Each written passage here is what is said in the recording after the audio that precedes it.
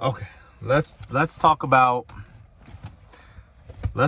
faith and the interconnection between faith and finances, right? Faith and money management, faith and your life, right? And I'm not a preacher. I'm not a preacher at all, actually. Furthest thing from it. Not the furthest thing, but far from it. But there are some interesting things that we're going to connect here today, right? First, everything is cyclical. Everything is a cycle. Everything rinses and repeats. The only thing that can come that is new would have to be created, and we can't create something out of nothing. We can only use what's already here, but everything that's here has already been made. So like, this is a foray. This is a move out to move back in.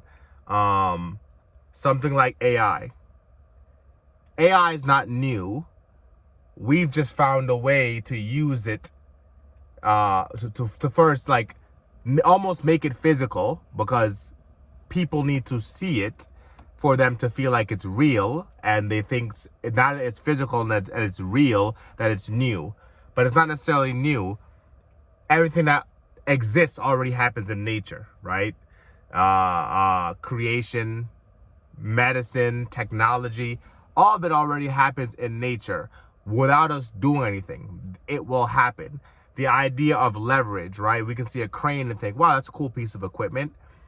That didn't exist before. Well, the idea, the principle of leverage already exists, but somebody was able to maneuver things that already exist in a way that people now see it and are able to understand and appreciate it. So AI has already existed. Humans have found a way to take AI, the principle of AI that already exists, and to make it in a way that is palatable for people to see and to feel like is real.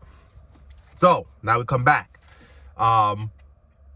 Faith and finances, right? Those have always existed. So I'm going to give 3 quotes from 3 different people that is like, it's mind-blowing how it all comes full circle, and it doesn't matter in what time you live. All of these principles are applicable to your life, and then we're going to move into money management. So the first quote comes from a super popular guy.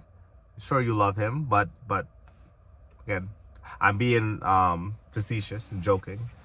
Andrew Tate. Andrew Tate says, if you never miss a day, you'll never miss a lucky day. If you never miss a day, you'll never miss a lucky day. That's like, let's say you want to be you decide you want to be a poker player, and you go once in a while. You'll probably be just a loser. But there are professionals who make a living playing poker, right? They show up to do poker, to be a poker player, do poker, and they end up having poker success because they never miss a day. And the day that they get lucky, they win some kind of championship. They didn't get lucky that day. They just never missed a day, and it just so happens that that was their day. That was the day that they found that success. If you're a football player and you never miss a day of football, doesn't mean you're playing football every day, but being a football player and doing football are different than playing the actual sport. Let's say you never miss a day in the gym or working out, or doing your mindset stuff, or studying film. You never miss a day, and you end up playing, being on the bench for all 4 years of your high school career. Your team makes it to state, and the person who's playing in front of you gets hurt, and you suddenly get thrown on the field. You haven't played all year, but the guy in front of you gets hurt, you get thrown on the field.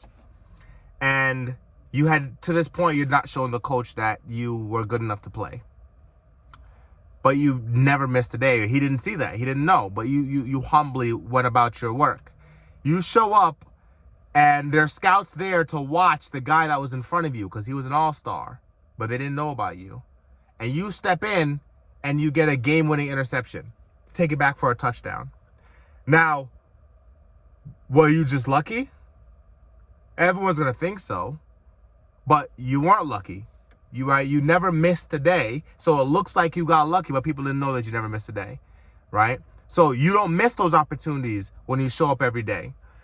Tiki Barber said he was a running back from the Giants years ago.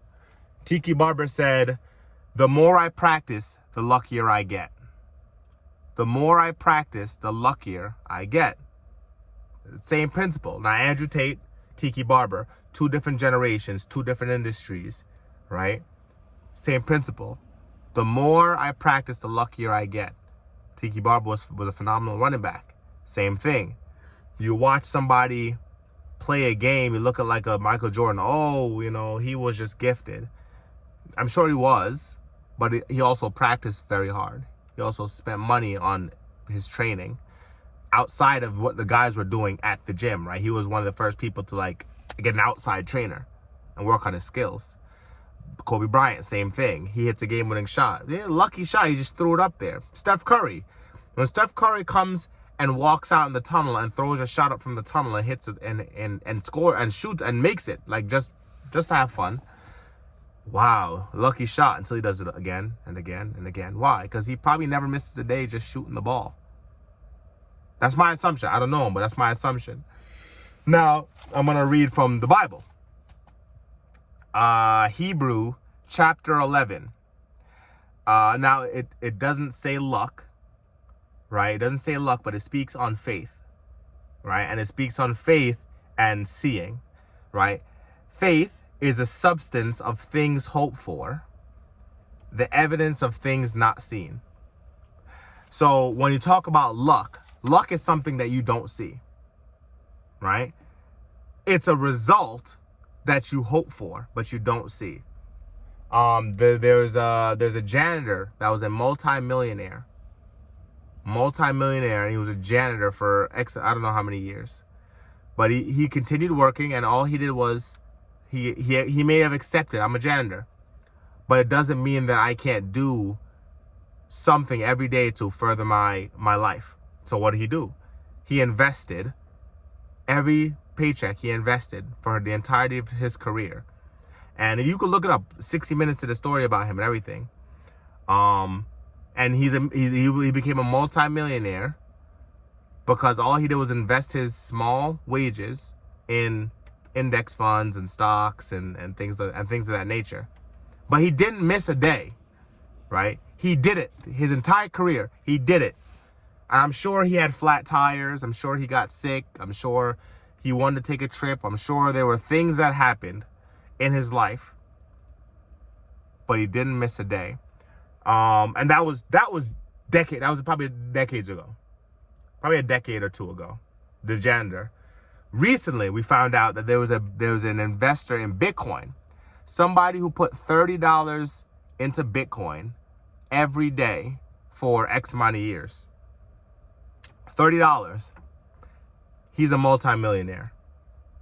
He didn't miss a day. Now, whatever it is whatever it is in your life that you're trying to do, whatever that substance is that you're hoping for, it could be riches, it could be professional sports, it could be retirement. I don't know why you want to retire, but like, let's say it's retirement. Let's say it's traveling the world. Whatever that substance is that you hope for. It could be relationships, right? If you never miss a day of saying, I love you in your relationship. There are other factors involved, just like investing. There's other factors involved. But if there was a thing that was beneficial to your relationship that you never missed a day, right? It could be giving your wife a kiss or, again, saying I love you. It could be never missing a day of giving like maybe a small treat, like spending $1 or $2, depending on your finances, to just bring home some kind of a trinket, a gift.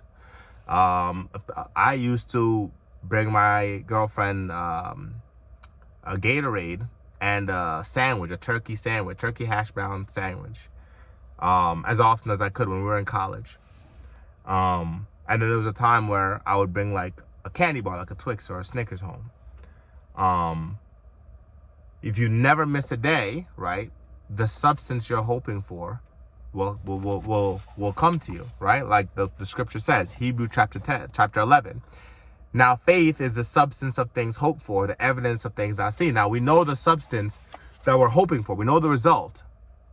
But the evidence of things not seen is the work, is the everyday, right? And that's why we bring up faith now. And we're 10 minutes in, we're going to money management. If you manage your money every day. Now, I'm not saying you don't have to be as obsessive about it as I am, right? But if you create a plan and follow that plan as closely as possible, like I said, the janitor probably had a flat tire, probably got sick, probably had an expense he had to pay for. But diligence every day, intention every day. If you create a plan, a financial plan, and you stick to it, and you don't miss a day, right? You don't miss a day sticking to that plan. Whether it's, I'm going to save $5 a day, or maybe your finances are there, I'm going to save $1 a day. And then I'll increase incrementally. Maybe every year I'll increase it by $1. I'll save $1 a day. Next year I'll save $2 a day. And you may think this is small, but just like I said, the Bitcoin guy is a multimillionaire. The janitor, multimillionaire. 2 different lives. Tiki Barber, multimillionaire. Ocho Cinco was living on like 20% of his NFL paychecks, and 80% he was being diligent about his finances. He didn't miss a day. And look at him now, right? Doing rather well compared to other athletes who maybe weren't as diligent about that thing, right? So money management, don't miss a day. And it doesn't mean you can't enjoy your life and enjoy your money. You should. But whatever it is that thing is, you don't miss it. And you don't miss it. And you don't miss it. And you don't miss it. And you keep hoping for the thing that you're walking towards, that substance you're walking towards. And you're moving by faith and not by sight, because you might not see it. The janitor didn't see millions. He saw his janitorial duties. The Bitcoin guy didn't see millions. He saw $30, right? The Lord didn't see the one of the largest religions. Jesus didn't see one of the largest religions to ever come out of his existence. He just walked by faith, that he knew that he was doing what he was doing. He was doing his works. And you can, again, any religion you want to look at, there's a guy that they look up to, right? And depending on your faith, guy, God, whatever, that they were diligent in their practice, right? They didn't miss a day. And if you want to get existential, right? The God who created the world, every day he worked. If you want to be scientific and you believe in the Big Bang, things blow up and then somehow come back together and make Earth and whatever. That's still like explosion, creation, constant evolution. If you're a scientist person, you believe in that stuff. Every day there's something happening, right? Nothing is missing. And that's just how life works. And it's cyclical, right? It's cyclical. It's not a square where stop, start, stop, start, stop, start, right? It's cyclical. It moves in a cycle. And the cycle is completion, but it's completion, but it's also eternity, right? It's complete and it's finished, but it's continuous. It never actually ends.